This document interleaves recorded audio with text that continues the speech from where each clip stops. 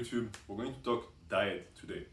I'm not Mr. Diet. This channel is never going to be something that is going to only talk about veganism or eating raw meat, because for me the training is more important than the diet, and I'm still learning when it comes to what my body likes and what I should be eating on a daily. That being said, I have certain guidelines that I want to share with you, some of which have more to do with psychology than they do actual nutrition. So in this video, I'm just going to throw some concepts at you, things I've been thinking about when it comes to my diet, and that I think you should reflect on so that you can potentially also optimize the way you feed your body. So as far as diet goes, I've personally always believed that there are no universal diets, nothing is good for everyone, and you need to be in tune with who you are. You need to understand who your ancestors were, so that you can get a better grasp of the type of food that are going to agree with you, as well as listening to your body, because some things might be technically good for you, but you end up realizing that your body doesn't like it. A lot of this is going to have to do with your body and your genetics, but I also think that the consumption of the food is also going to be impacted by your culture and your quirks, your personality types. So as far as the ancestry and DNA thing, I will make videos about it, but the truth of the matter is there's not much I can do for you. You need to do your own research because only you know you. But for culture and your psyche, I can give you some tips so that you can start the exploration yourself. So first off, understand that your relationship with food is going to have an impact on your ability to diet. For example, if you have food insecurity, understand that you potentially are going to develop certain problems with diet types that are going to force you to have low food in your fridge. If you take the route of saying, well, if I don't have snacks in the house, I can't eat them and therefore I cannot cheat on my diet. That's good, but for a lot of people, this is going to create a lot of psychological stress. Why? If you grew up without a lot of food, you know the anxiety that surrounds every waking moment of not knowing if you're going to get your next meal, where is the next calorie going to come from, and you also know how good it feels when the fridge or the pantry is finally full. You can finally rest and be at ease. I personally relate with that. I feel excellent after I go grocery shopping because even though I know I have plenty of money and resources and I live in a society that has food every 5 inches and I cannot starve, I do not feel good knowing that there is no food in my house. So for me, that type of approach is not going to work. I cannot restrict the amount of groceries I eat thinking that it's going to prevent me from eating them.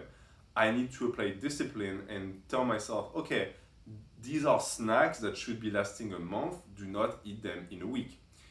If you have the ability to do the other thing, and for example, you lack the discipline of controlling yourself when there's food available, then you might have to go the other route. But again, it's going to be up to the type of stress that having food or not having food is going to ignite in your mind. Understand also that stress is a very important indicator of the type of diet you should follow. If you have the ability to eat when you want to eat, meaning that you don't have to control the frequency of your meals, and you also know instinctively how much calories you need, more or less, and you can just get your macros and micros very easily without having to calculate it, then I would say do it. It's personally what I do because as far as meeting the requirements for my training to be optimal, I have never had anxiety, ever. So I take that as a chance to pick something in my life that I can go low stress on. Why? Because there are other things in my life that I'm going to always be high stress. That's the way I am. Maybe you're the other way around. Maybe for you, your training, you don't stress out too much about it. You get good results just following the flow, but you're very particular about your diet. There is nothing wrong with that. I will never tell you that counting macros or calories is stupid. It is a mean to an end. If for you, weighting every single ingredient, counting the calories, counting the macros, makes you feel better, do it. You do not want to let anxiety install itself to the point that it stores your gains. It's something you need to avoid. As far as personality types go and the way you should try and interact with food, I'm not going to give you too much of an expertise or advice for people who have mental illnesses linked with food, uh, stuff like bulimia or anorexia. I personally don't have that background. If you do, you are welcome to, in the comments, write something so that we can help each other go past that. But it's something that I've touched on the video where I speak about your childhood and the way it impacts your lifting history.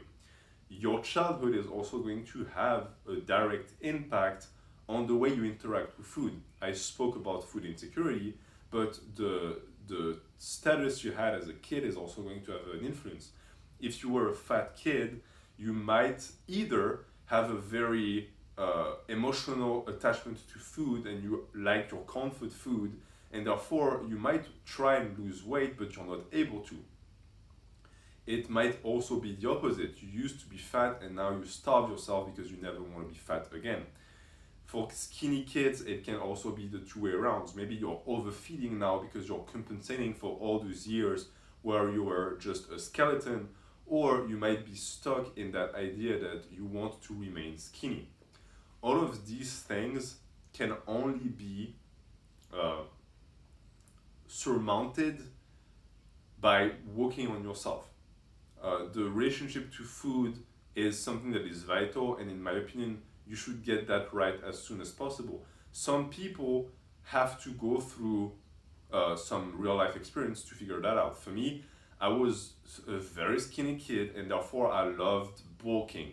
And it took me getting to 240, having ankle pain, having knee pain, breaking my ribs, and realizing that my body was not allowing me to repair them because there was too much weight on them at all times, to realize that I had to stop being so mass obsessed and I had to let myself lose the weight and allow my body to just do its thing.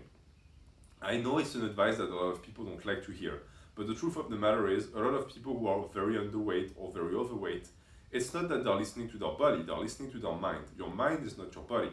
Your body knows what's best for you. It's telling you to eat when you should be eating because that's what's going to allow you to keep its mass on. That being said, the relationship between your mind and the body and the hormones that are being secreted for your appetite and everything are more complex than just that. But if you can manage to sort of disconnect the mind and food and keep that relationship purely professional in a sense, without emotional attachments, this is going to make it so much easier for your diet because you're going to have the ability to regard food as a sustenance thing, and you won't have the blurred vision because you won't have to experience all that psychological stress that comes with that background. Some people are able to do it themselves. Some people will need to go to therapy to do that. Whatever you can, I think you should do that because it's going to be beneficial not only for training, but for everyday life. And I'm going to finish this by introducing a topic for a different video that is going to be done in a very long time because I have a certain format in mind. But take what I just say and reverse it. I just spoke about having a very professional relationship with food. That's good, but as humans, we enjoy food. Food is part of our culture. It connects us. And we also, if you are not vegan, kill and consume other animals for sustenance. I'm not going to judge that. I'm not going to say it's bad or not, but it is a fact. And it's super interesting, in my opinion, to see the way people relate to that. How do we justify the fact that we literally absorb the life of another thing for our benefit? So I will be making a video with the connection we have to food and when it should be beneficial to develop some sort of ritual when it comes to consuming certain types of, for example, animal products. But that's for the next time. So if you have any questions in the comments, things you want to develop, if you want to share your experience, please do so. As far as diet videos, I will always try and remain a little bit spiritual, because all of that insulin, carbs, protein talk, I don't really care about, because I never had to. Thank you for watching. Have a good day.